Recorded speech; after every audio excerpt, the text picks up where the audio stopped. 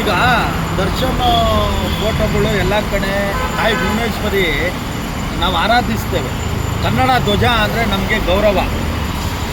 1956ರಿಂದನೂ ಕೂಡ ಏಕೀಕರಣ ಸಮಿತಿ ಆದಾಗಿಂದನೂ ಕೂಡ ನಾವು ಕನ್ನಡ ಧ್ವಜನ ಭಾಳ ಪ್ರೀತಿಯಿಂದ ಕಾಣ್ತೇವೆ. ಎಲ್ಲರೂ ಒಂದು ಹೋರಾಟಗಾರರು ಈಗಾಗಲೇ ಸಾಕಷ್ಟು ಮಹನೀಯರು ಗೋವಿಂದರಾಜು ಅಂತ ಹೇಳಿ ಇವತ್ತು ಗೋವಿಂದರಾಜ್ ನಗರ ಮಾಡಿದ್ದಾರೆ. ಅವ್ರು ಬಂದು ತಲೆ ಕೊಟ್ಟರು. ರೈಲ್ವೆ ಬರ್ತಾ ಇರುವಾಗ ತಲೆ ಕೊಟ್ಟರು. ಕಾರಣ ಏನು? ಅವರೊಂದು ಕನ್ನಡಿಗರ ಉದ್ಯೋಗ ಆಗಲಿ ಅಂತ ಹೇಳಿ. ರಾಮಮೂರ್ತಿಯವರು ಇದನ್ನು ಕಂಡಿಡಿದ್ರು, ಧ್ವಜನ, ಕನ್ನಡದ ಪಕ್ಷದವರು. ಎಲ್ಲೂ ಕೂಡ ಅವ್ರ ಫೋಟೋನ ಬಯಸಲಿಲ್ಲ. ಸಾವಿರಾರು ಜನ ಹೋರಾಟ ಮಾಡಿದ್ದಾರೆ, ಸಾವಿರಾರು ಜನ ಕೇಸ್ಗಳು ಹಾಕಿಸ್ಕೊಂಡಿದ್ದಾರೆ, ಲಕ್ಷಾಂತರ ಜನ ಇವತ್ತು ಕನ್ನಡಕ್ಕಾಗಿ ದುಡಿದಿದ್ದಾರೆ, ತಾಯಿ ಭುವನೇಶ್ವರಿನ ಆರಾಧಿಸ್ತಾ ಇದ್ದಾರೆ. ಎಲ್ಲ ಒಂದು ಕಡೆ ಪುಂಡ್ರು ಪೋಖ್ರಿಗಳೆಲ್ಲ ಇವತ್ತು ಕನ್ನಡ ಧ್ವಜದ ಮೇಲೆ ಫೋಟೋಗಳು ಹಾಕೊಂಡ್ಬಿಟ್ರೆ ಮುಂದೆ ನಾವು ಏನು ಮಾಡೋವಂಥದ್ದು?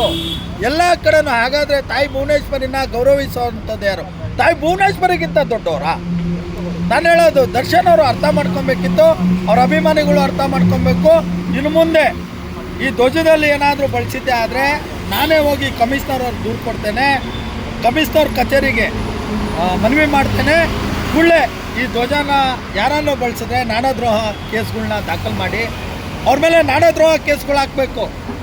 ಕನ್ನಡ ತಾಯಿಗೆ ಅಪಮಾನ ಮಾಡ್ತಾ ಇದ್ರೆ ರಾಜ್ಯ ಸರ್ಕಾರ ನೋಡ್ಕೊಂಡು ನಿಂತಿದೆ. ಇವತ್ತು ಎಲ್ಲ ಕಡೆ ಇಡೀ ರಾಜ್ಯದಲ್ಲೇ ಇವತ್ತು ಕನ್ನಡ ಹಬ್ಬ ಬರ್ತಾ ಇದೆ, ಕನ್ನಡ ರಾಜ್ಯೋತ್ಸವ ಬರ್ತಾ ಇದೆ. ನಾವು ರಾಜ್ಯದಲ್ಲೇ ತಾಯಿ ಭುವನೇಶ್ವರಿ ಬಾವುಟನ ಆರಿಸ್ಬೇಕಿದೆ. ಇಂಥ ಸಂದರ್ಭದಲ್ಲಿ ಅಲ್ಲಿ ಅವ್ರಿಗೆ ದೂರು ಕೊಡ್ತೀರಿ ಸರ್? ಖಂಡಿತ ಕೊಡ್ತೇನೆ, ಕಮಿಷನರ್ ಅವ್ರಿಗೆ ದೂರು ಕೊಡ್ತೇನೆ. ಯಾರ್ದೇ ಬಳಸೋದು ಬೇಡ. ಸೋಮವಾರ ಹೋಗ್ತೀರಿ ಸರ್? ಸೋಮವಾರ ಹೋಗ್ತೇನೆ. ಯಾರ್ದು ಬಳಸೋದು ಬೇಡ. ತಾಯಿ ಭುವನೇಶ್ವರಿ ಫೋಟೋ ಬಿಟ್ಟರೆ ಅಲ್ಲಿ ಬೇರೆ ಯಾರ್ದು ಬರಬಾರ್ದು. ನಾಳೆ ರಾಜಕಾರಣಿಗಳ್ದು ಹಾಕ್ಕೊತಾರೆ, MLAಗಳ್ದು ಹಾಕ್ಕೊತಾರೆ, ಇನ್ನೊಬ್ರದ್ದು ಹಾಕ್ಕೊತಾರೆ. ನಾವು ಸಹಿಸ್ಕೊಂಡಿರ್ಬೇಕಾ?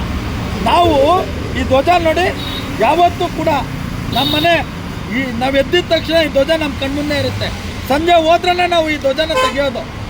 ಈ ಧ್ವಜನ ನಾವು ಇಳಿಸೋದೆ ಅದು ಮುಗಿದ್ಬಿಟ್ಟು ಕೈ ಮುಗ್ದಿಡ್ತೇವೆ ಈ ಧ್ವಜನ. ಯಾಕೆ?